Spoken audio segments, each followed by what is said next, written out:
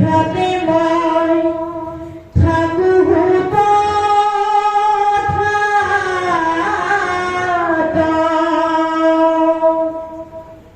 হে মাধৱ কীৰ্তন দশম পুথি যিমান দিনলৈকে থাকিব সিমান দিনলৈকে তুমি মোক তাতেই পাই থাকিবা তুমিও থাকিব লাগিব বোলে ক'ত থাকিম ঘোষা নামে শাস্ত্ৰ ভাঙি তুমি উলেখিবা ঘোষাৰত পাৱলি মই ধৰ তুমিও থাকিবা হে মাধৱ তুমি ঘোষা নামৰ শাস্ত্ৰ ভাঙি লিখা আৰু ঘোষা ৰত্নাৱলীৰ মাজত তুমিও থাকিবা গতিকে যিমান দিনলৈকে পৃথিৱীত কীৰ্তন দশম ঘোষা ৰত্নাৱলী গীতা ভাগৱত আদি পুথিসমূহ থাকিব সিমান দিনলৈকে শংকৰ মাধৱ গুৰু দুজনাক আমি ইয়াতেই পাই থাকিম কিন্তু এই দুজনা গুৰুৰ যি উপদেশ সেইসমূহ আমি মানি চলিব লাগিব আমাক কি কৰ্ম কৰিবলৈ কৈছে কাক ভজনা কৰিবলৈ কৈছে কি খাদ্য ভক্ষণ কৰিবলৈ কৈছে এইবিলাক কথা আমি গুৰুজনাৰ আদৰ্শেৰে মানি চলিব লাগিব তেতিয়াহে গুৰু দুজনাৰ যি আধ্যাত্মিক দৰ্শন ইয়াৰ বিষয়ে আমি উপলব্ধি কৰিব পাৰিম নহলে কিন্তু নোৱাৰিম এবাৰ বিনুৱাভাৱে অসমলৈ আহি নামঘোষাৰ যি মহাত্ম দেখি আচৰিত হৈ গল তেওঁ তবা মানিলে তেওঁ স্বীকাৰ কৰিলে যে মই ইমান দিনে ধৰ্ম প্ৰচাৰ কৰি ফুৰিছিলো আজি অসমলৈ আহি এটা নতুন ৰস পালো সেইটো কি সেৱাৰ ৰস তেওঁ কি বুলি প্ৰকাশ কৰিলে পৃথিৱীত ধৰ্ম শাস্ত্ৰ আছে যত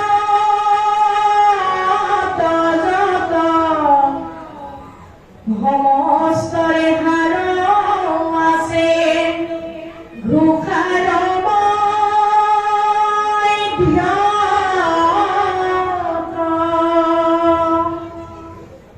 যিমান বিলাক ধৰ্মশাস্ত্ৰ আছে সমস্তৰে সাৰ আছে ঘোষাৰ মাজত যদিহে কীৰ্তন দশম ৰত্নাৱলী গীতা ভাগৱত পঢ়িবলৈ সময় নাই তেতিয়াহ'লে ঘোষা শাস্ত্ৰ পঢ়ক এজোপা এজোপা ঘোষাই একোখন মহান শাস্ত্ৰৰ অৰ্থ প্ৰকাশ কৰিছে মহান শাস্ত্ৰ কি গীতা স্বয়ং কৃষ্ণদেৱে কুৰুক্ষেত্ৰ যুদ্ধৰ মুহূৰ্ত অৰ্জুনক নিজ মুখেৰে কৈ আছে অৰ্জুনে শুনোতে কৃষ্ণক ক'বলৈ বাধ্য হ'ল হে কৃষ্ণ তুমি এইবিলাক কি উল্টা পুল্টা কথা কৈছা মই একোকেই বুজিব পৰা নাই মোৰ মনটো স্থিৰ হোৱা নাই তেতিয়া সেই গীতা শাস্ত্ৰ দ্বিতীয় জনা গুৰু মাধৱ পুৰুষে আকৌ চাৰি ঘোষাই সিদ্ধান্ত দি দিলে এবাৰ পশ্চিমীয়া পণ্ডিত কেইজনমানে শংকৰদেৱৰ ওচৰত গীতা শাস্ত্ৰৰ ওপৰত বাদ কৰিবলৈ আহি নদীৰ ঘাট পালেহি সেই নদীখনত চন্দ্ৰৰে এগৰাকীয়ে কাপোৰ ধুই আছিল পণ্ডিত কেইজনে সুধিলে বোলে আই এই নদীখনি পাৰ হ'ব পাৰিমনে আয়ে ক'লে বোলে কেনি যায়নো আমি শংকৰদেৱৰ ওচৰলৈ যাওঁ বোলে কিহৰ বাবে বাদ কৰিবলৈ কিহৰ ওপৰত গীতা শাস্ত্ৰৰ ওপৰত গীতাতনো কিটো আছে বোলে এইটোহে আছে ও ভগৱন্ত ভক্তি যুক্ত পুৰুষৰ আত্মবোধ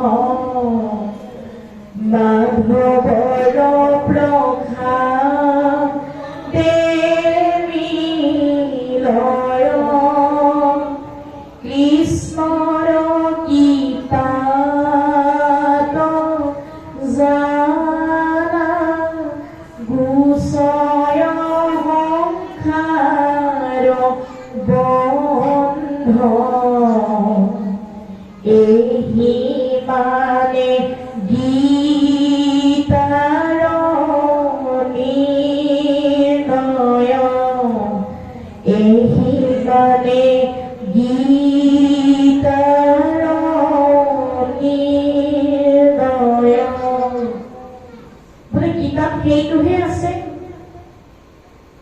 পণ্ডিত কেইজনে বুজি পালেও কাম কৰা চাকৰণিৰ মুখতে ইমান কথা শংকৰদেৱৰ ওচৰলৈ নোযোৱাটোৱেই ভাল হ'ব। এতিয়া আমি সমস্তজন আগতে কেনো বৈকুণ্ঠত আছিলো আমাৰ পিতৃ হ'ল কৃষ্ণ আমাৰ জীৱবিলাকৰ হেনো কেতিয়াবা কামনা বাসনা জাগ্ৰত হয় সেইবাবে এদিন আমি আমাৰ পিতৃ কৃষ্ণক ক'লো বোলে দেউতা আমাৰ আকৌ পুনৰ সংসাৰলৈ যাবলৈ বৰ মন গৈছে আমাৰ পিতৃ কৃষ্ণই কৈছে বোলে বোকাইহঁত সংসাৰখন মায়াৰ বজাৰ মায়াৰ জালত পৰিলে কেতিয়াও কিন্তু তহঁতি উদ্ধাৰ হ'ব নোৱাৰিবি বোলে নহয় দেউতা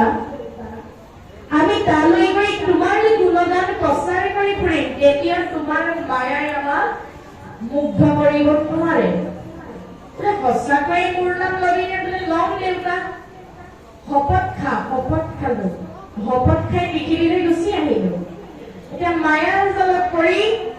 ভগৱন্ত প্ৰভুক ভজনা কৰিবলৈ আমি পাহৰি গলো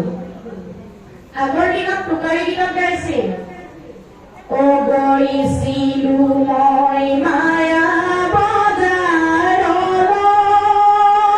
বজাৰলৈ ভাল বস্তু কিনি খাবলৈ ভাল বস্তু কিনা নহ'ল মায়াকে কিনা হ'ল মন ভাৱনা কেনিবা দিব মন ভাৱনা কেনিবা দিব আহিছিলো অমৃত খাবলৈ এতিয়া আকৌ বিহে খাই আছো নহয়নে বাৰু সেইবাবে আগতে এই ভাৰতবৰ্ষত হেনো কোনো ধৰ্ম নাছিল দেৱ দেৱতাৰ নামত হাঁহ ছাগলী গৰু মহ পলিয়া প্ৰথম প্ৰচলিত আছিল পূৰ্বকালে তোৰাই যে নাছিল ভকতি নানা দেৱ পূজা মাত্ৰ আচৰে সম্পত্তি নানা দেৱ পূজয়ক ৰয় বলিদান শংখ চাব বহিকাতে অসংখ্য প্ৰমাণ লোকতল গৈন কলি পাপ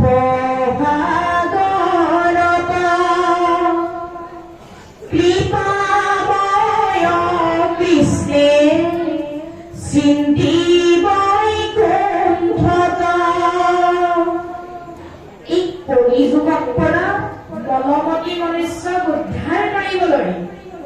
ভগৱন্ত প্ৰভুৱে ভাবিলে ইটো লোক সমস্তকে কৰিলে উদ্ধাৰ শংকৰ মাধৱ ৰূপে ভৈলা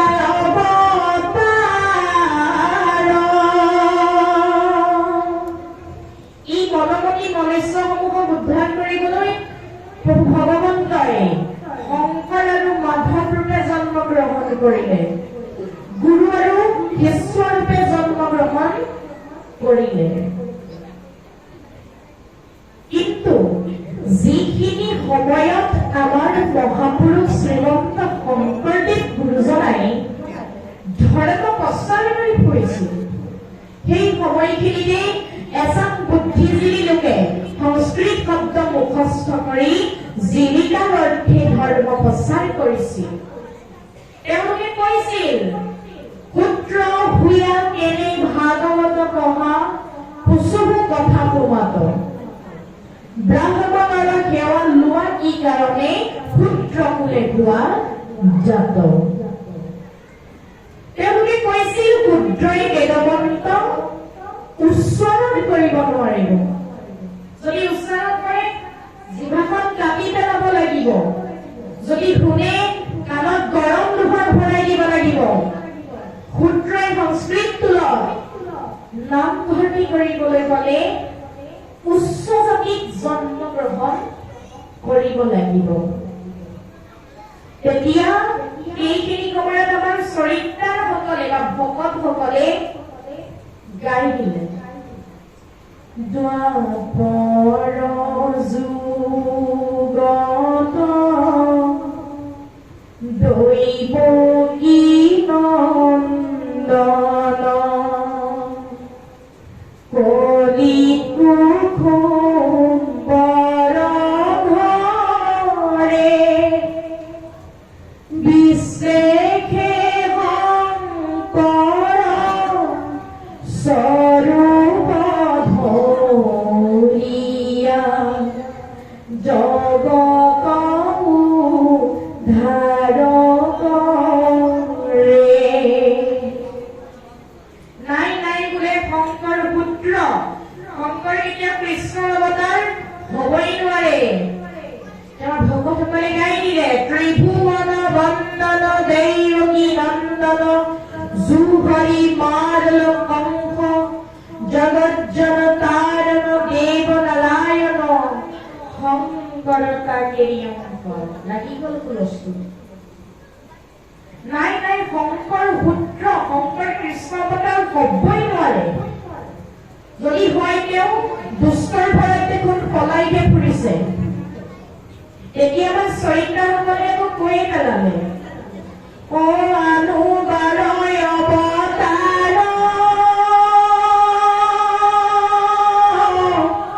ধৰন্ত ঈশ্বৰ কৃষ্ণ হৰিবাৰ পৃথিৱীৰ ভাৰ অন্যত জাতি পতিতৰ কাৰণ কাৰণ হেতু ইবাৰ শংকৰয় অৱতাৰ তেতিয়াহে তেওঁলোকে মানি লৈছে যে শংকৰদেৱ প্ৰভু ভগৱন্তৰ অংশ অৱতাৰ এতিয়া জীৱন চাৰিমুখী কি কি উৰণ পুৰণ গজন ভ্ৰমণ এহি চাৰি মুঠি জীৱ হবাৰুহিয়াবে আত্মাৰূপে আছে পূৰ্ণ ব্ৰহ্ম সদাহিব সেইজন যিজন সৃষ্টিৰ আদ্যত সৃষ্টিৰ মধ্যত আৰু সৃষ্টিৰ অন্তত থাকে তেওঁই হ'ল কৃষ্ণ তেওঁ সৃষ্টিৰ স্বজন কৰোতা পালন কৰোতা আৰু নাশ কৰোতা সেইজন বৈকুণ্ঠপতি কৃষ্ণ ভজনা কৰিবলৈহে আমাৰ ধৰ্মীয় শাস্ত্ৰসমূহে আমাক দহাই দহাই কৈ থৈ গৈছে আমাক কৈছে কৃষ্ণৰ চৰণত শৰণাপন্ন হ'বলৈ কিন্তু আমি প্ৰকৃতাৰ্থত কৃষ্ণৰ চৰণত শৰণাপন্ন হৈছো নে নাই এইটোহে ডাঙৰ প্ৰশ্ন হৈ পৰিছে এতিয়া আমাৰ ভাওনাত যদি ল'ৰাজনে কৃষ্ণ চৰিত্ৰটো লয়, দেউতাকে কয় বোলে বোপাই হাঁহি হাঁহি প্ৰৱেশ কৰিবি দেই। বোলে কিয় দেউতা? বোলে দেখা নাই কৃষ্ণই হাঁহি থাকে। কৃষ্ণই কিয় হাঁহি থাকে? আমাৰ দৰে অল্পমতি ভকতৰোগী ভাৱৰীয়ালৈ চাই হাঁহি থাকে। আপোনালোকক কোৱা নাই, আমাৰ দৰে অল্পমতি জীৱ আত্মাটোলৈ চাই প্ৰভু ঈশ্বৰে হাঁহি থাকে। আমি হেনো তেওঁৰ ওচৰত নিচা মাতি আছো। কি বুলি নিচা মাতিছো? আমি হৰণ কৰিছো বুলি কৈছো। প্ৰকৃতাৰ্থত হৰণ কৰা নাই। হৰণ আমি কিয় লৈছো? যে ল'ৰাটোৱে ইতিমধ্যে কন্যা আনি ঘৰত সোমাব বহি গ'ল, হৰণ ভাঙি নিদিলে কোনেও বিয়াখনকেই নাখাব। ইতিমধ্যে ছোৱালীজনীও বিয়া হ'বৰ সময় হ'ল, হৰণ নিদিলে তেওঁৰ হাতে কোনে চাহ একাপো নাখাব। সেই ভাবি হৰণ দিয়া হয়। তাক কৈছে চাহ খোৱা হৰণ আৰু ভাত খোৱা হৰণ। আমিতো পুৱা গধূলি গায়ে থাকো, যাদৱ যদু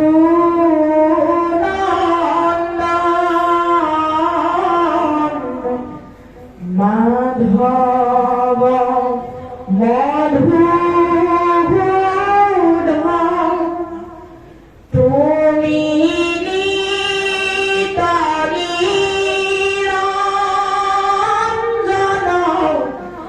নাৰায়ণ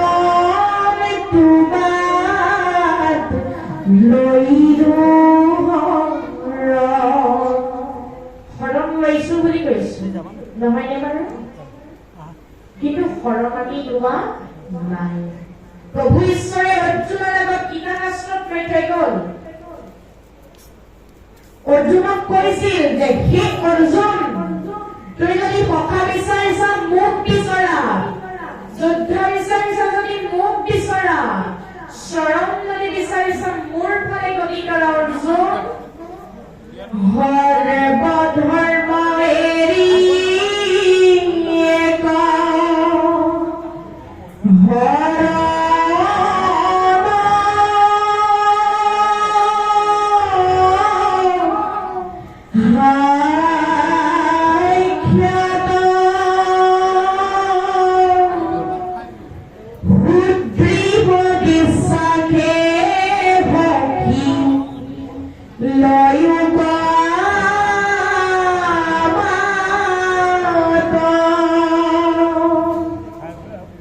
নকৰিবা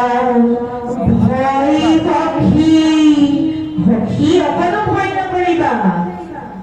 কৰো অংগীকাৰ, মই প্ৰতিজ্ঞা কৰিছো সমস্ত পাপত মই কৰিবই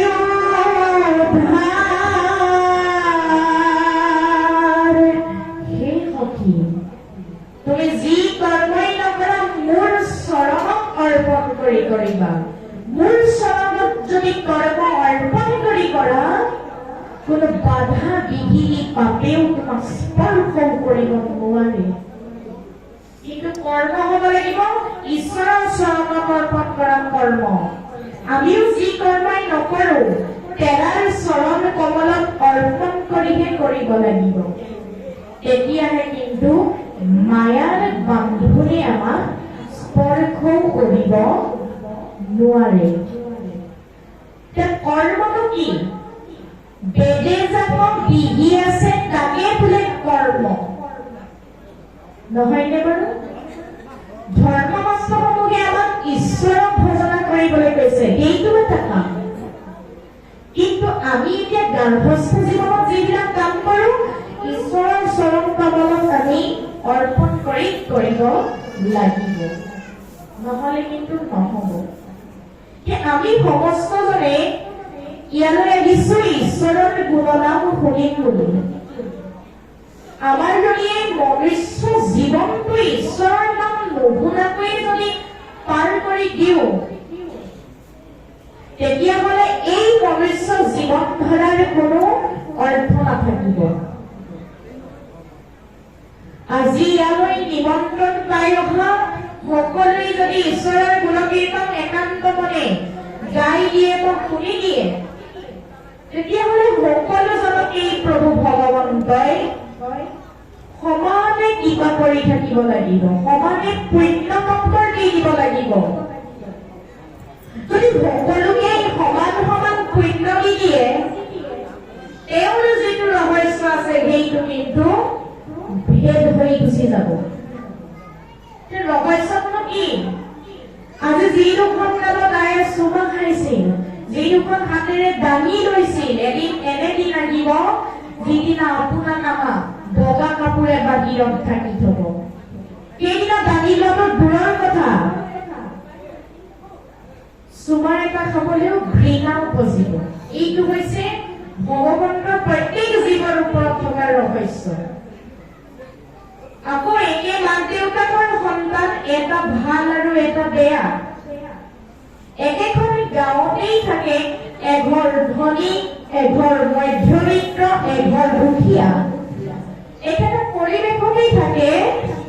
কোনোবা সুখী আৰু কোনোবা দুখী। গণ্ডগোলটো ক'ত লাগিছে? তথাপিতো প্ৰভু ভগৱন্তই ব্ৰহ্মক ক'বলৈ ৰাজ্য গ'ল। হে ব্ৰহ্মা, ধৰ্মালোচনী সভালৈ অহা চবেই যদি মোৰ গুণনাম একান্ত মনে গাই দিয়ে বা শুনি দিয়ে, তেতিয়াহ'লে সকলোকে সমান সমান পুণ্য দিব লাগিব। যদি সকলোকেই সমান সমান পুণ্য দি দিবলগীয়া হয়, তেতিয়াহ'লে মোৰ যিটো ৰহস্য আছে সেইটো ভেদ হৈ যাব। ৰহস্যটো কি? ৰহস্যটো জানি যিটো লোক সততে কীৰ্তন কৰে মোক, ধৰি দৃঢ় ব্ৰত যত্ন গীত ৰীত। আজি আপোনালোকৰ ইয়াত বহি থাকোঁতে এনেকৈ কৃষ্ণৰ নাম শুনিব লাগিব, যদি আপোনালোকৰ হৃদয়লৈ কৃষ্ণ নিজে নিজে নামি আহে। কৃষ্ণ কেনেকৈ নামি আহিব অলপ পাছতেই গম পাই যাব। কৃষ্ণ কথা গাৱে কোনে, যিটো শ্ৰদ্ধা কৰি অল্পকালে হিয়াত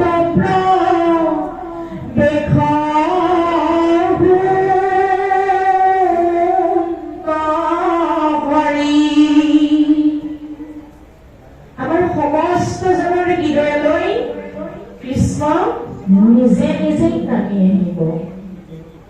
আপোনালোকৰ ইয়াত বহি থাকোঁতে ইজনে সিজনৰ লগত গৃহস্থ জীৱনৰ কথাবিলাক আলোচনা কৰি নাথাকিব। যদিহে ইজনে সিজনৰ লগত কথা পাতি থাকে, দুয়োজনৰ সমান পাপ হ'ব।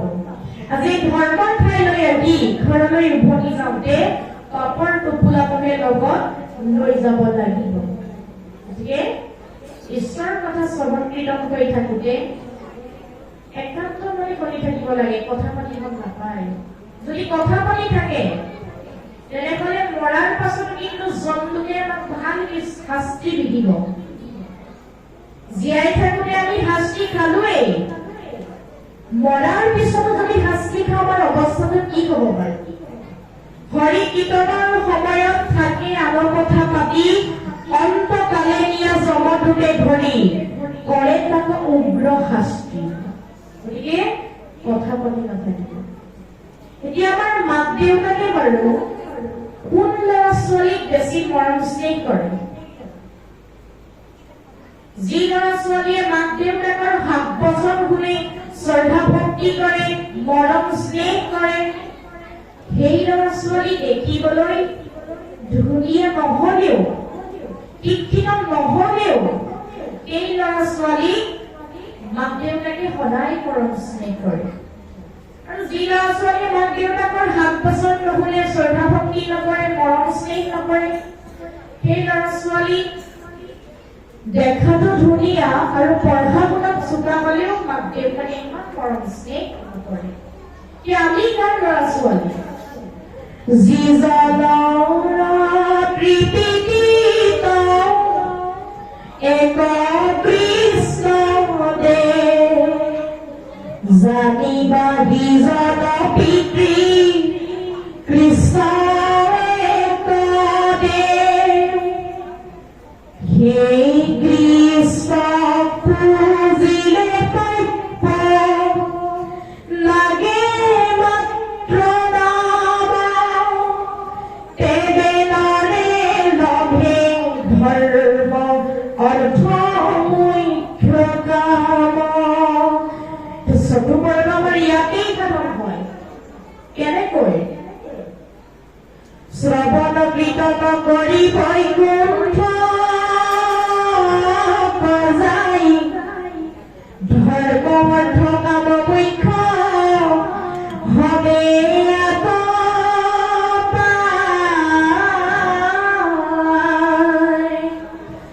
চব ইয়াত আছে আমি মাত্ৰ ল'ব লাগে আজি আপোনালোকে ইয়াত কি ল'বলৈ লাগিছে বোলে যিমান কেইদিন জীয়াই থাকিম জীয়া মানুহৰ দৰে জীয়াই থাকিম তৃতীয় স্কন্ধত কপিল প্ৰভুৱে মাতৃ দেৱাহুতিক কৈছিল বোলে আই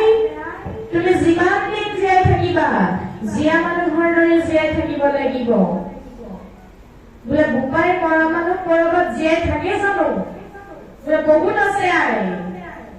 শুনা সাধুৰ সংগে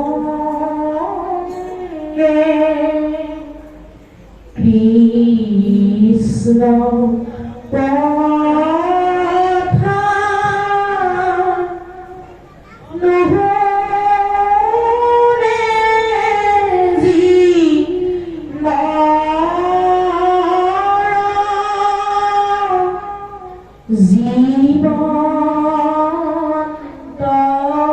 জীৱন্ততে মৰা হিতু অধৰ্ম পামৰ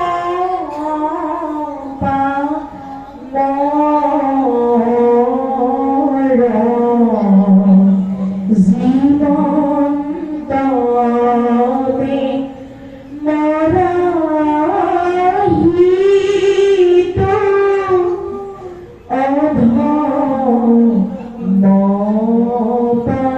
মৰা হিতু অধৰ্ম বোলে আই যিসকলে ঈশ্বৰৰ গুণগান নকৰে সেইসকল জীয়াতেই কৰা যিসকলে ঈশ্বৰৰ কৰ্ম নকৰে সেইসকল জীয়াতেই কৰা যিসকলে ধৰ্ম আলোচনী সভালৈ নাহে সেইসকল জীয়াতেই কৰা যিসকলৰ হৃদয়ত কাম ক্ৰোধ লোভ মোহ দম্ভ দেশ অহংকাৰ হিংসা অসূয়া তিৰস্কাৰ আদি ভাৱবিলাক যিখন হৃদয়ত জাগ্ৰত হৈ থাকে সেইখন লেতেৰা কি দৌৰ সেই লেতেৰা জেগাত কৃষ্ণই কেতিয়াও বাস নকৰে য'ত কৃষ্ণই বাস কৰিব তেওঁ মেডিচিনৰ দৰে কাম কৰিব চেহেৰা ধুনীয়া হ'ব আয়ুস বাঢ়ি যাব প্ৰভু ভগৱন্তই আমাক 100 বছৰ আয়ুসখন দিছে নিজেইহে আমি 50 বছৰ কৰি লৈছো অখাৰ সংসাৰ নাই ইহা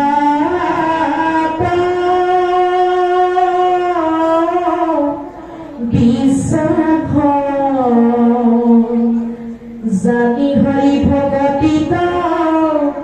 কৰি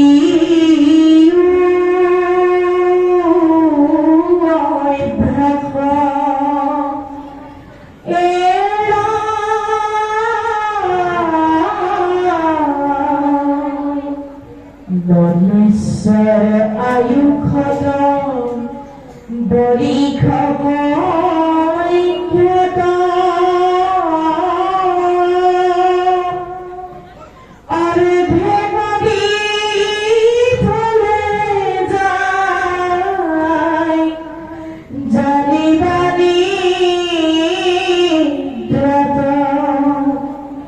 বিংশতি বৰিষ আয়ু যায় মনতে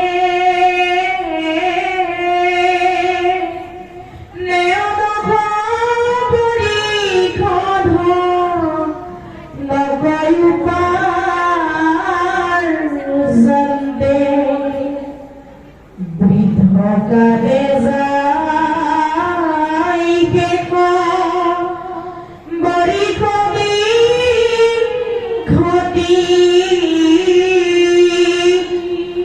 একো কাৰ্য সাধিবাক লাগিগে ভকতি ঈশ্বৰে 100 বছৰ দিছে 50 বছৰ নিদ্ৰাতেই যায় বুলি কৈছে 100 বছৰ আয়ুষৰ আধাটো নিদ্ৰাত যায় যদি আমি সেই আয়ুষৰ ভিতৰতে ঈশ্বৰ কৃষ্ণ যদি ভজনা নকৰো এই জীৱন ধৰাৰ কিন্তু কোনো সাৰ্থক নাথাকিব এতিয়া গুৰুজনাই কৈছে বোলে শৰণ ল'ব লাগে ঈশ্বৰক ভজন ল'ব লাগে ভগৱন্তক আৰু ভক্তি কৰিব লাগে ভকতক আজিকালি ইয়াৰ বিপৰীত হৈছে কি হৈছে ঘৰত হৰণ ভাইজাত ভজন পুত্ৰত কৰে ভকতি হৈছে নাই গৃহ হৰিৰত হৈবয়া ভকতি যায় বেহিটো ধুমতি পোনপনীয়া ঠাণ্ডাত বাপজনা পাথৰ পৰা আহিছে আইগৰাকীক মাত ওলাইছে বোলে আৰু উঠাচোন আইগৰাকী উঠি দুৱাৰখন খুলি সৰ্বপ্ৰথমে বাপজনাক সুধিলে বোলে তাত আজি কি খোৱালে লগে লগে বাপজনাই লগতমত পুণ্যকণ শেষ হৈ গ'ল আইগৰাকীয়ে যদি সুধিলেহেঁতেন বোলে আজি তাত ভাগৱতৰ কোন স্তম্ভৰ কোন অধ্যায়ৰ ওপৰত আলোচনা কৰে এই বুলি সোধাহেঁতেন দুয়োজনৰ পুণ্য সমান হ'লহেঁতেন কিন্তু বাপজনাই লগত লৈ অহা পুণ্যকণো ঠিক দুৱাৰৰ মুখতেই সমাপ্ত হ'ল আমাৰ ৰাইসকলে সোধে নেকি নুশুনিব নাপায় তাৰ পৰা পুণ্য নহয় যিমানকণ পুণ্য বাপজনাই লগত আনে সেইকণো শেষ হৈ গুচি যায় তথাপিতো তাৰ সংগমলৈ বাবা নিষ্ঠে বহু মুনিৰাজ আমাক সেইসকলৰ সংগ ল'বলৈ মনা কৰিছে যিসকল সাধুৰ সংগলৈ নাহে ঈশ্বৰৰ ভকতৰ সংগলৈ নাহে সেইসকলৰ সংগ ল'বলৈ আমাক ভাগৱত শাস্ত্ৰভাগীয়ে মনা কৰিছে এতিয়া আমাৰ সমস্তজনৰ দেহৰ লগতেই ভগৱন্তই 14জন সাক্ষী 2জন কেৰেণী দি দিছে ৰাতিপুৱাৰ পৰা সন্ধিয়ালৈকে চাই থাকে ৰাম কৃষ্ণ হৰি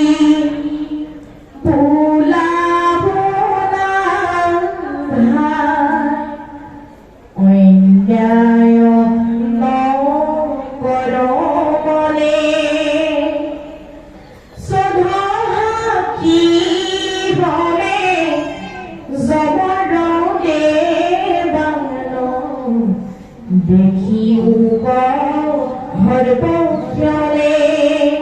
সেইকেইজন সাক্ষী আমাক পুৱাৰ পৰা সন্ধ্যালৈ চাই আছে কোনো হাৰি যাব নোৱাৰিব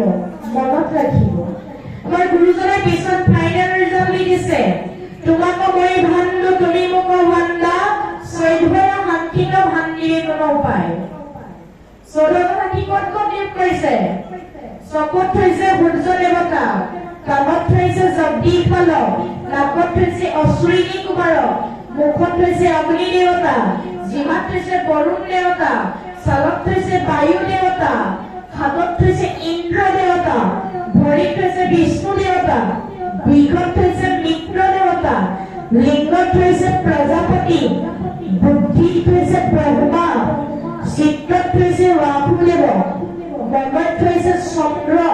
আৰু অহংকাৰত থৈছে ৰুদ্ৰ দেৱতা এই 14জন সাক্ষী আমাৰ দেহৰ লগত নিয়োগ কৰা আছে কোনো হাৰি যাব নোৱাৰিব সাৱধান আজি আপোনালোকে ইয়াত শুনা কথাবিলাক ঘৰত গৈ ক'বগৈ লাগিব তেতিয়াহে কামত দিব যদি এইকাৰণে শুনাই সেইকাৰণে উলিয়াই দিছে একো ফল নধৰে কাৰণ যি বা পঢ়ে যি বা শুনে শুনাওৰে আনক তৎকালে যায়হি বিষ্ণুৰ থানত। আৰু সমস্ত এদিন নহয় এদিন যাবই লাগিব। কোনদিনা যাম?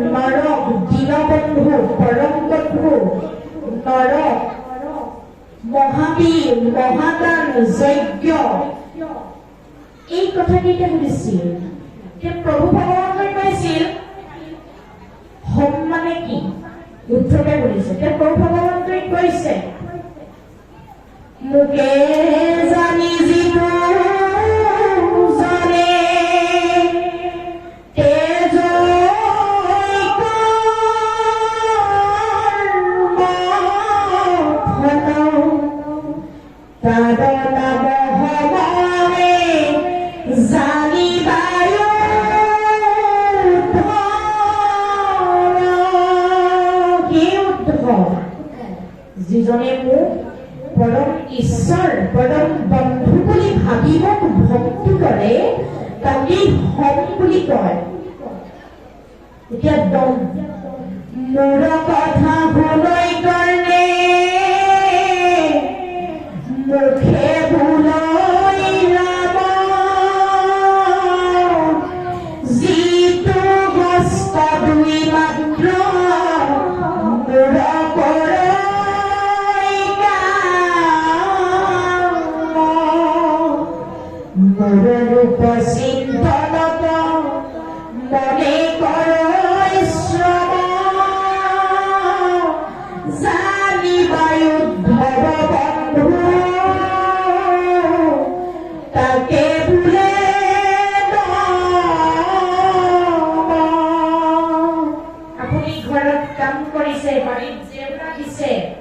খৰি কাটিছে, কোৰ মাৰিছে, গৃহলৈ ভ্ৰমণ এজন আহিছে, আপুনি যদি কৃষ্ণ শব্দটো ব্যৱহাৰ কৰি সকলো কৰ্ম কৰি দিয়ে তাক দম বুলি কৈছে। এতিয়া ক্ষমা কি? মুত চিত্ৰ দিয়া যিটো জনমহাভয় আতি অপৰাধ দুখ ভয় তাৰ নাম ক্ষমা জানিবায়ো ধৰ্ম ক্ষমাৱন্ত পুৰুষ নাই পৰাধ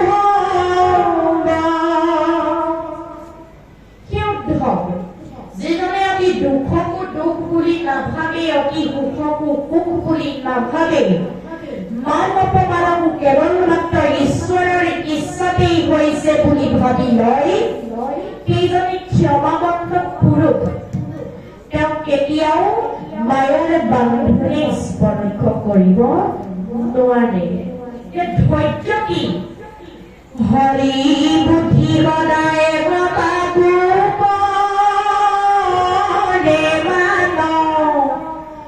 তাৰ নাম ধৈৰ্য সখী জানিবানি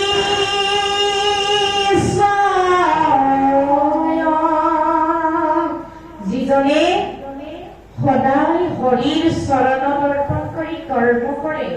যিজনক দয়াবান তাক কি কৈছে? ধৈৰ্য। কিন্তু আঘোণ মাহত নখাম বুলি বগা পাতিহাঁহটো ধান খুৱাই শকত কৰি থলে ক'ব জানো? তাক ধৈৰ্য বুলি ক'ব জানো?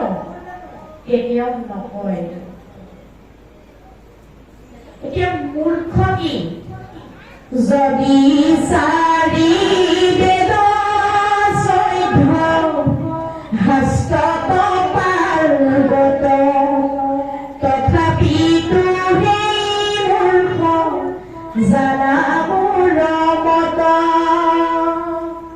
চাৰিখন বেদ 14 শাস্ত্ৰত পাৰ্গত হলেও কেইজন মূৰ্খ? যদি ঈশ্বৰৰ গুণগান নলয়, যদি ঈশ্বৰকে চিনি নাপায়, কেইজনে হ'ল মূৰ্খ। এতিয়া সত্য কি? সমস্ত জগত যিটো দেখুৱাই ভৰিব তাৰ নাম সত্য সখী জানিবা নিশ্চয়। যিজনে গোটেই জগতখনকে সমান দেখে, সকলো প্ৰাণীতেই ঈশ্বৰক আত্মাৰূপে দেখে, সেইকাৰণেই কোৱা হৈছে সত্য। এতিয়া এই কথাকেইটা উদ্ধৱে সুধিছে কৃষ্ণ। আমি যদি এই কথাকেইটা ভালদৰে মনোযোগেৰে শুনি ইয়াৰ মাধ্যমেৰে যদি আমি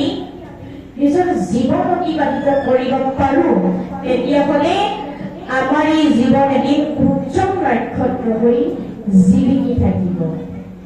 এতিয়া গৃহ কি? মুহুৰ দেৱাৰ যোগ্য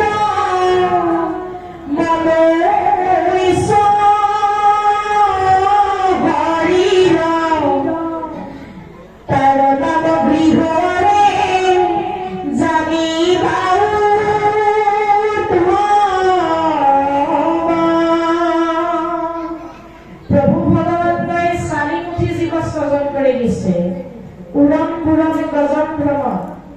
চাৰিমুঠি জীৱৰ ভিতৰত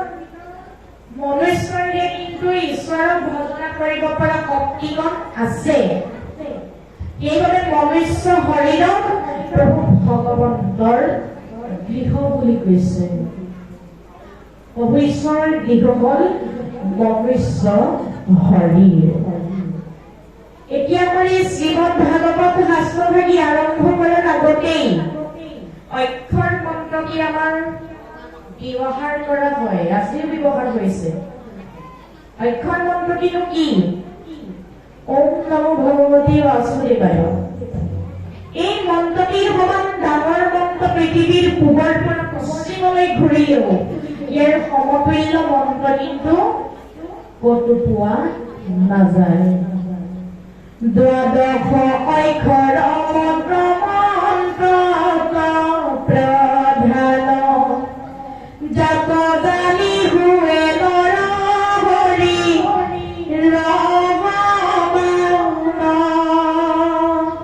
এই অক্ষৰ মন্ত্ৰটি বহুত মহত্বপূৰ্ণ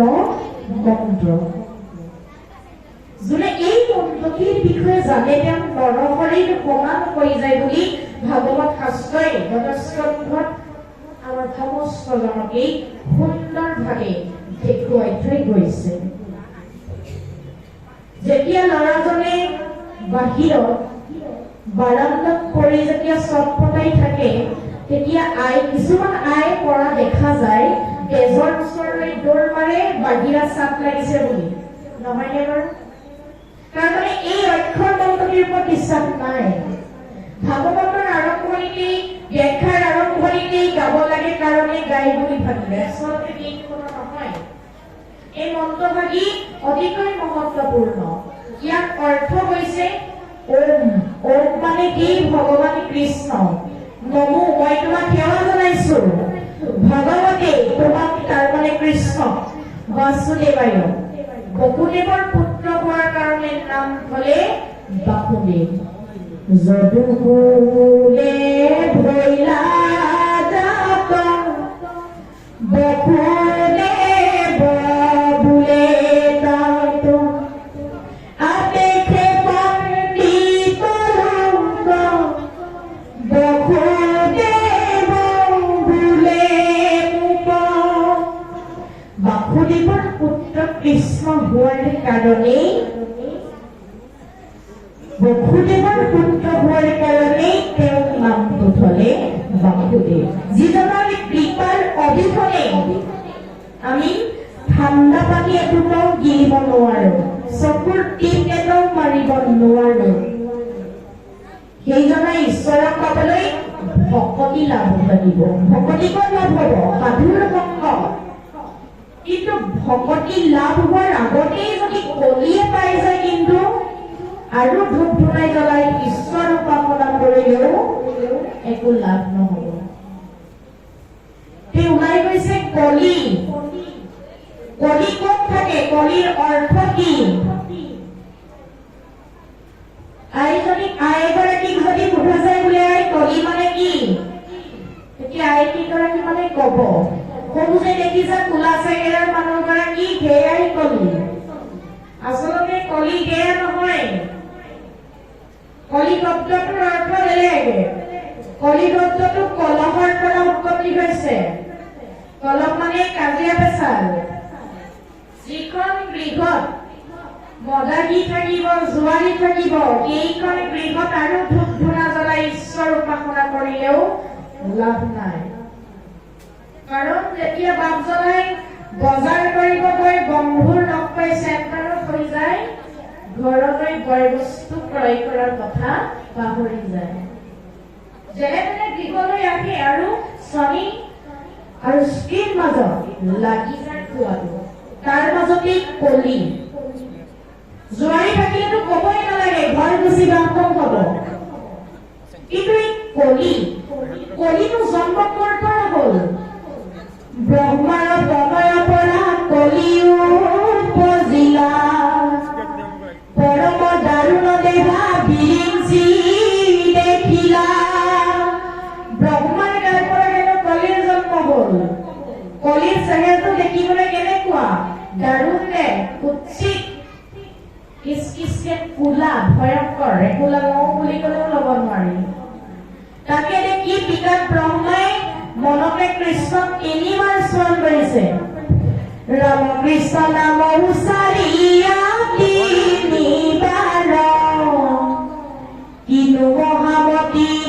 দেখি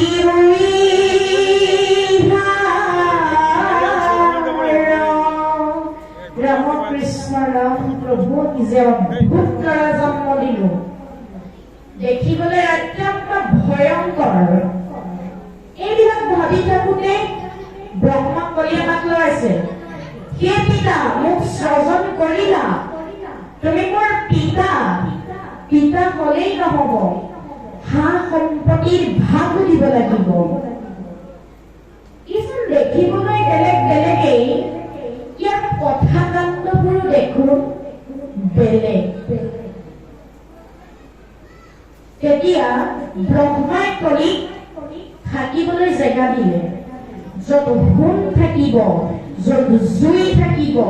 য'ত স্ত্ৰী থাকিব য'ত মদ থাকিব য'ত জুৱা থাকিব তই তাত থাকিবি দুষ্ট কলি কলিৰ বিষয়ে আমি বৰ বেছি বৰ্ণনা কৰা নাই চমু কৈ থৈছো তেতিয়া কলিক ব্ৰহ্মাই কৈছে কিন্তু বহুত দুষ্ট কলি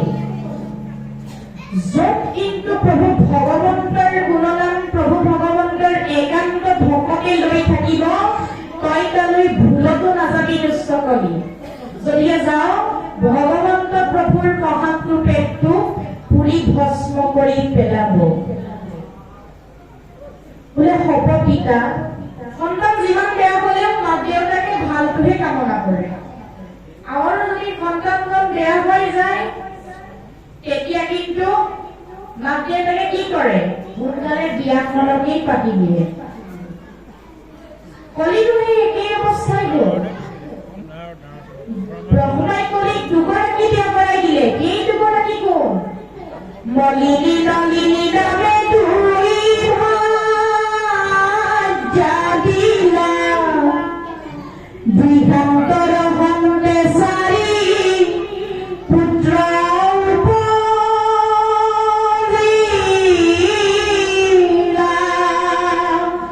মলিনী নলিনী নামে দুগৰাকী কন্যাক বিয়া কৰাই দিলে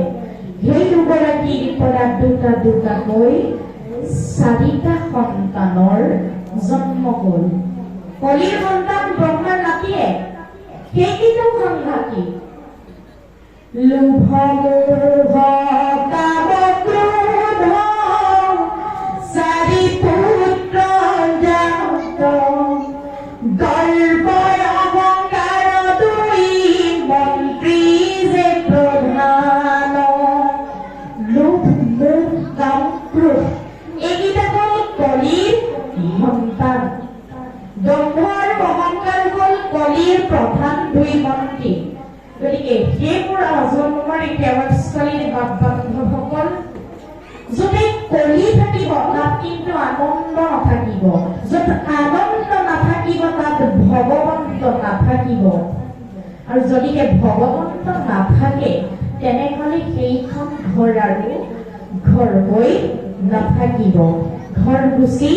বাংটল হৈ যাব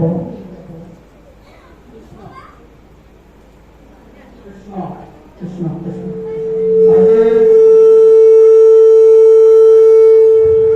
আজি বৈকুণ্ঠৰ স্থলীত উপবিষ্ট ভগৱান বৈষ্ণৱসকল আৰু আমাৰ পৰম শ্ৰদ্ধাৰ ভাতৃ সদৃশ পৰিবাৰ লাভজনলৈ আমাৰ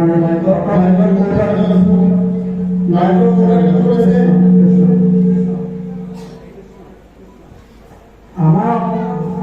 অকমান জানিবলগীয়া আছে মানে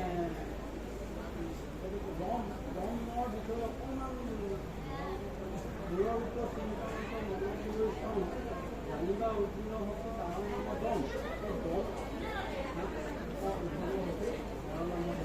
দম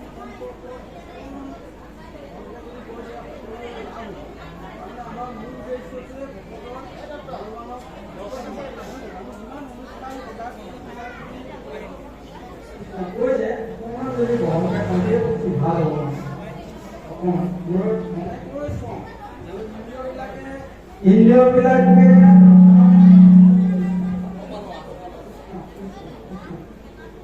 আমি দমৰ সম্পৰ্কত কৈ গৈছে বাপজনে কিন্তু অকণমান বহলকৈ ক'বলৈ ব্যাখ্যা কৰিবলৈ কৈছোঁ সেইকাৰণে মানে যিটো আমাৰ সকলোৰে ভকত বৈষ্ণৱৰ লাভ হ'ব মূলৰ ৰূপ চিন্তনত মনে কৰি শ্ৰম জানিবা উদ্ভৱ শক্তি তাৰ নামৰ দম গতিকে মনটোৱে এটা কষ্ট কৰিব লাগিব গতিকে ইন্দ্ৰিয়বিলাকে এটা জেগাত লগাব লাগিব গতিকে তাৰ কাৰণেনো কি কৰিলে লাভ হ'ব গতিকে সকলোৰে উদ্দেশ্য হ'ল ভগৱানক লাভ কৰাহে আজি অনুষ্ঠানটো পাতিছে আজি কিবা কৰিছে মোৰ উদ্দেশ্যটো কি ভগৱানক সাক্ষাৎ কৰা ভগৱানক পাবলৈ গতিকে কৃষ্ণ কৃষ্ণ কৃষ্ণ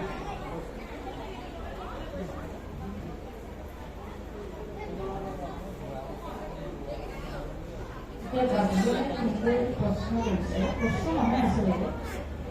দমৰ বিষয়ে আমাক অলপমান বহলাই ক'ব লৈছে যে আমাৰ যিবিলাক ইন্দ্ৰিয় আছে এই সমস্ত ইন্দ্ৰিয়বিলাক আমি ঈশ্বৰক পাবলৈ আমাৰ ইন্দ্ৰিয়বিলাকে কষ্ট কৰিব লাগিব কেনেধৰণৰ কষ্ট কৰিব লাগিব সাধুৰ সংগলৈ ৰাখিব লাগিব অহৰ্নিশে কৃষ্ণৰ গুণগান কৰিব পাৰিব লাগিব মূলৰ চিন্তনত মনে কৰে শ্ৰম জানিবা উদ্ধৱ হবি তাকে বোলে দম প্ৰভু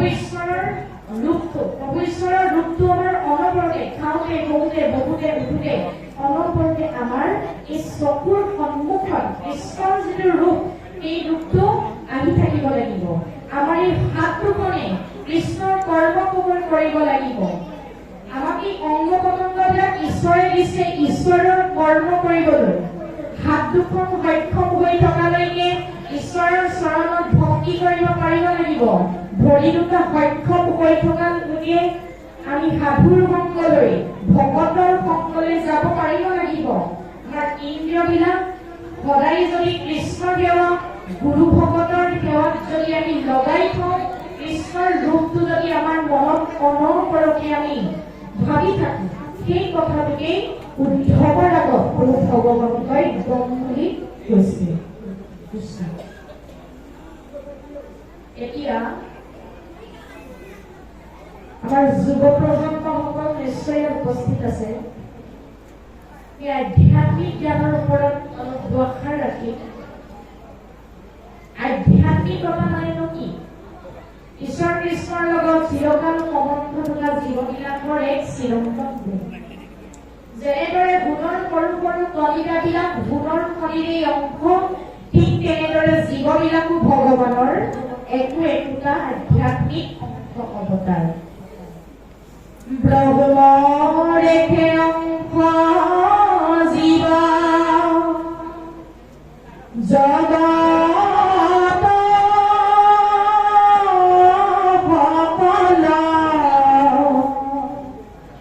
ঘটে ঘটে আছে যেন জগত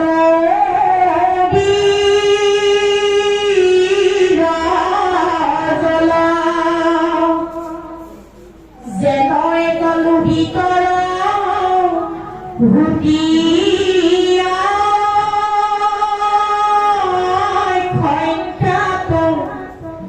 কটু বড় কটু বড়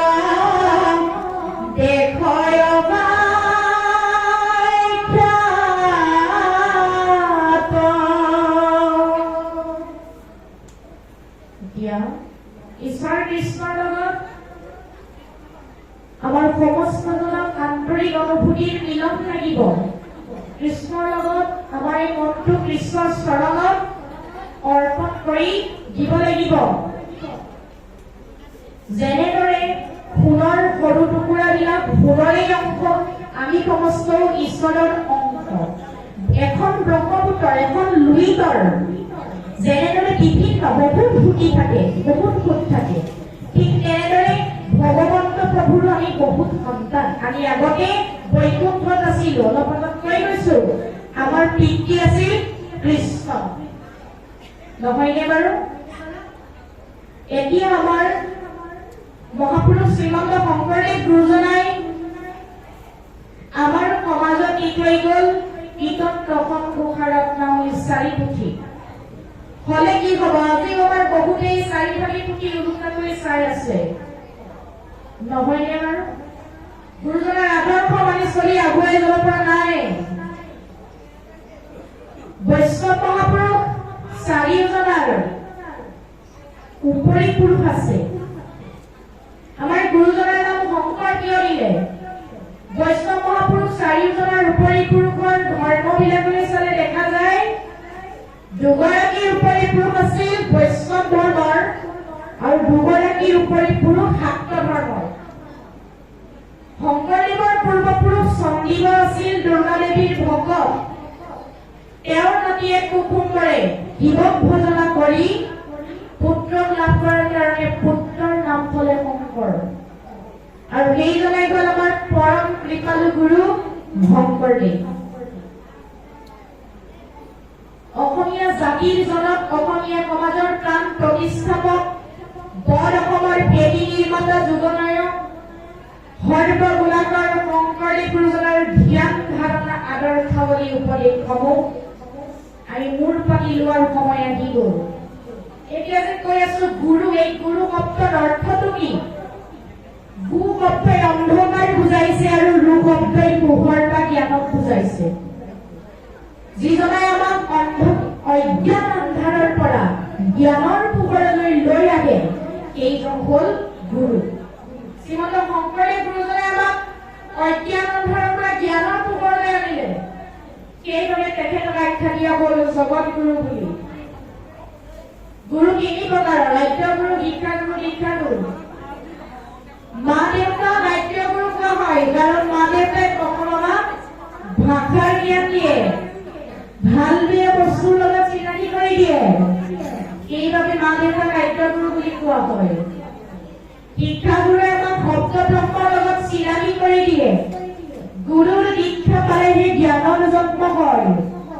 শিশুকালৰ পৰাই যিসকলে শিশুৰ অন্তৰত আধ্যাত্মিক ভাৱ জাগ্ৰত হয় তেনে এটি শিশুৱে জীৱনত কেতিয়াও বেয়া ৰাস্তাইদি খোজ কাঢ়িব নোৱাৰে শিশুসকলক বাক্য জ্ঞান দিয়াৰ দায়িত্ব পিতৃ মাতৃৰ হাততে আছে এখন সুস্থ সবল সমাজ গঢ়ি তুলিবলৈ গ'লে সেইখন সমাজৰ প্ৰত্যেকজন ব্যক্তিয়ে আধ্যাত্মিক আৰু নৈতিক শিক্ষাৰে শিক্ষিত হ'ব পাৰিব লাগিব শিশু এজনক আগুৱাই নিবলৈ গ'লে মাতৃগৰাকীৰ ভক্তি থাকিব লাগিব প্ৰভু ভগৱন্তৰ প্ৰতি তেতিয়াহে কিন্তু সন্তান উজ্জ্বল নক্ষত্ৰ হৈ জিলিকি থাকিব শুনিকিৰি কৰে নিজৰ পুত্ৰক আদৰ্শবিলাক দেখুৱাই দিব লাগিব কেনেকৈ দেখুৱাইছিল শুনিকিয়ে ধুৰময় নিজৰ পিতৃৰ কুলত বহিব যাওঁতে মাটিমা ভুৰুচিয়ে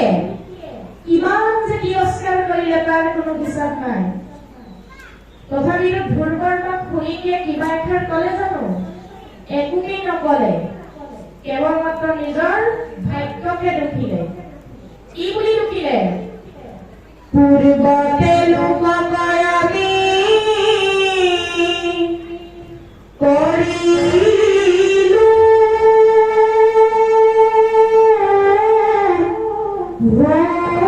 নষ্ট হিকাৰণে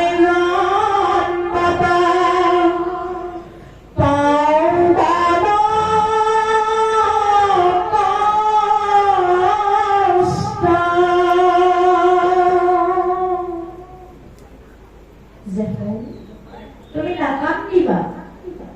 আমি আগৰ জন্মত কাৰোবাৰ ওপৰত দুখ দিছিলো সেইকাৰণে তাৰ ফল এই জন্মত ভোগ কৰিবলগীয়া হৈছে তুমি চিন্তা নকৰিবা এই পৃথিৱীত আমাৰ কোনো নাথাকিলেও এজন আছে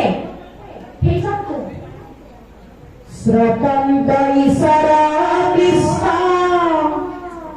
দেৱনাৰায়ণ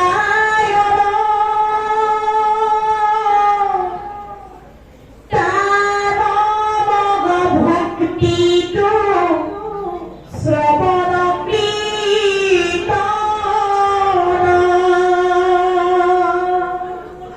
তুমি নাৰায়ণৰ ওচৰলৈ যোৱা আৰু তেওঁৰ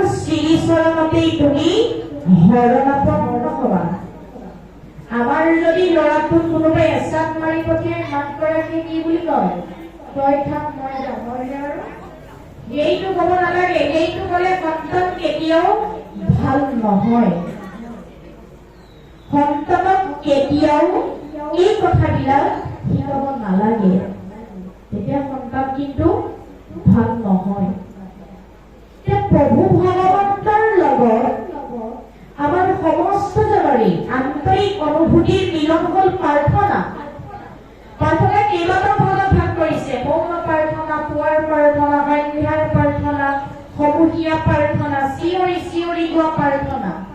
যেনে বিদ্যালয়ত মৌন প্ৰাৰ্থনাই আমাৰ শৰীৰতে ঐশ্বৰিক শক্তি প্ৰদান কৰে পুৱাৰ প্ৰাৰ্থনাই মনটো দমন কৰি ৰাখে সন্ধ্যাৰ প্ৰাৰ্থনাই মনটো পবিত্ৰ কৰি ৰাখে সমূহীয়া প্ৰাৰ্থনাই আমাৰ মাজত প্ৰেম প্ৰীতি সদাচাৰৰ উদ্ৰেক কৰি এখন আধ্যাত্মিক জগতলৈ লৈ যায় আৰু চিঞৰি চিঞৰি গোৱা প্ৰাৰ্থনাই আমাক প্ৰেম প্ৰীতি সদাচাৰ উদ্ৰেক কৰে আৰু একান্ত চিত্তে আধ্যাত্মিক জগতখনলৈ লৈ যায় প্ৰাৰ্থনাৰ যুৱ প্ৰজন্ম যুৱক যুৱতী বৃদ্ধ বনিতা আই সমস্তৰ এটা মুদ্ৰাৰ পৃথিৱীৰ নিচিনা কণ ছাত্ৰ ছাত্ৰীসকলে দিনে দুবাৰকৈ হ'লেও গুৰু গৃহত ভগৱন্ত প্ৰভুৰ গুণকীৰ্তন কৰিব লাগে তেতিয়াহে কিন্তু আমাৰ যুৱ প্ৰজন্ম আগুৱাই যাব পাৰিব যিখিনি সময়ত আমাৰ গুৰুজনাই ভৰ বাৰিষাৰ বৰলুইত সাঁতুৰি পাৰ হৈছিল সেইখিনি আদৰ্শ আমাৰ যুৱ প্ৰজন্মই কিন্তু আদৰি ল'ব লাগিব আমি যদি সমস্তজনে সঁচাকৈ গুৰু সংস্কৃতিৰ কথা ভাবো সঁচাকৈ যদি কৃষ্ণ সংস্কৃতিৰ কথা ভাবো আমাৰ জীৱনটো যদি গুৰু সংস্কৃতি কৃষ্ণ সংস্কৃতিৰ মাধ্যমেৰে আগুৱাই নিয়াৰ প্ৰয়াস কৰো তেতিয়াহ'লে নিশ্চয় আমাৰ যুৱ প্ৰজন্ম এদিন নহয় এদিন উজ্জ্বল নক্ষত্ৰ হৈ জিলিকি থাকিব এতিয়া হৰ ৰ ন তিনিটা অক্ষৰ হ মানে মৃতদেহ ৰ মানে গতি কৰা মধ্যমীয়া ন মানে জ্ঞান লাভ কৰা ইয়াৰ আগত হৰণৰ বিষয়ে বহলভাৱে কৈছিলো হৰণবিহীন এই মনুষ্য দেহ পথাবিহীন নাৱৰ দৰে গতিকে হৰণ আমাক লাগিবই হৰণ নহলে একো কাৰ্য নিশিজয় হৰণবিহীন মনুষ্য দেহ কেঁচা মাটিৰ কলহত পানী ৰখাৰ নিচিনা কেতিয়া ভাগিব কোনেও একো গমকেই নাপাব ভকতিকে বীজ হৰণে নিজ প্ৰেমানন্দ তাৰ ফল হৰণ বিনাই ভকতি গৌৰয় এৱা গমে যে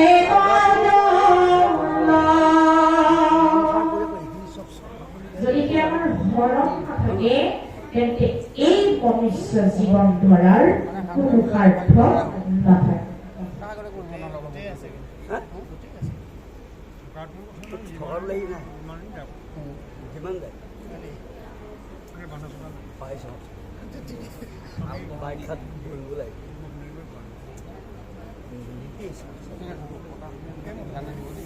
এতিয়া ভাগৱত চাৰিটা অক্ষৰ যুক্ত হৈ ব্ৰহ্মাণ্ডী ভাগৱতৰ নাম হৈছে ভাতে কি কৈছে ভাৰমালে পোহৰ দিয়া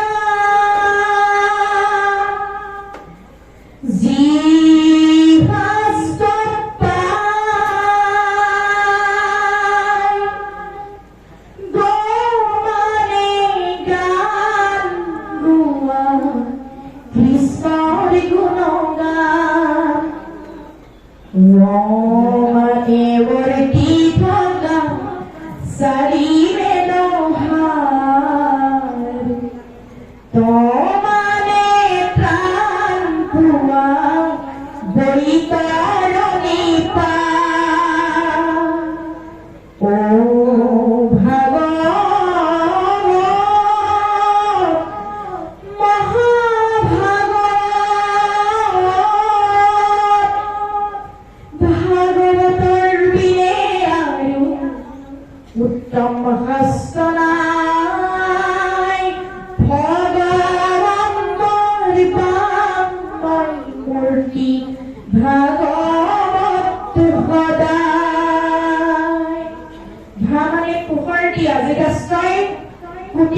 সূৰ্যসমূহ পোহৰ দিয়ে আমি এটা সূৰ্যৰ পোহৰত জীৱন ধাৰণ কৰি আছো গ মানে গান গোৱা যি গাছত ভগৱ সনন্দ সনাতন আৰু বলদ কুমাৰ এই চাৰিবিধ হৈ অহৰ্নিশে কৃষ্ণৰ গুণগান গোৱাৰ বাবে গ অক্ষৰটো যোগ কৰিছে গ মানে ৱৰ্তি থকা যি গাছত চাৰিবিধৰ সাৰ যোগ হৈ আছে ত মানে প্ৰাণ পোৱা যি গাছত শ্ৰৱণ কীৰ্তন কৰিলে জীৱই তৰণৰ পথ বিচাৰি পায় ইয়াৰ অৰ্থ প্ৰকাশ কৰিবলৈ চাৰিওটা অক্ষৰ যুক্ত হৈ এই শাস্ত্ৰৰ ৰূপ প্ৰকাশ কৰিছে আৰু এফালে সংজ্ঞা দিছে এনেদৰে ভাৱনে ভাবু প্ৰভা জানিব খোজে মানে মানে জ্ঞান সখা কৃষ্ণৰ কথা জানে মানে বৈষ্ণৱী জ্ঞানী বিষ্ণুৰ ভক্ত মানে পৰম ভক্ত এয়াই ভাৱন ও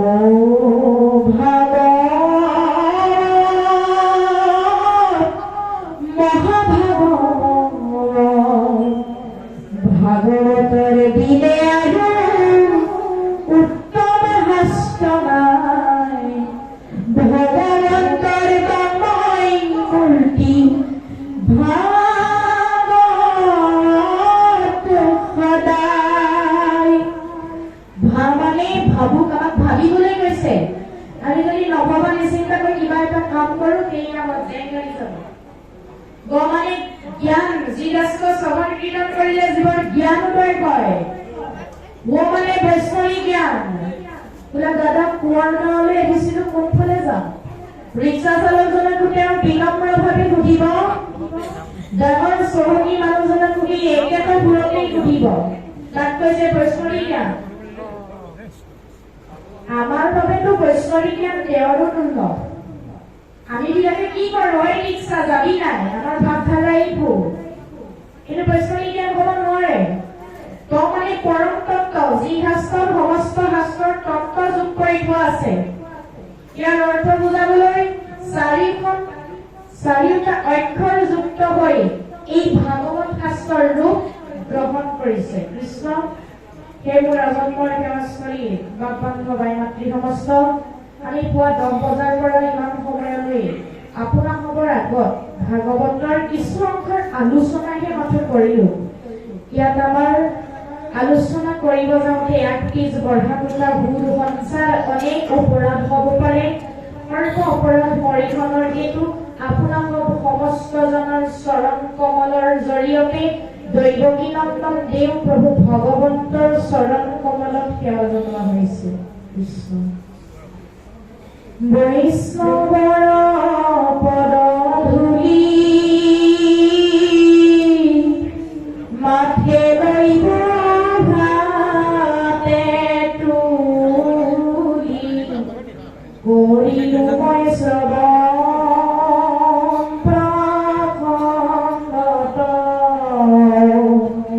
হৰণে পক্ষীৰো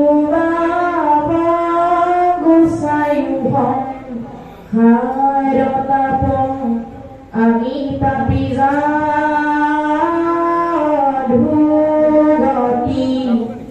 আমি পাপি যাধুগতি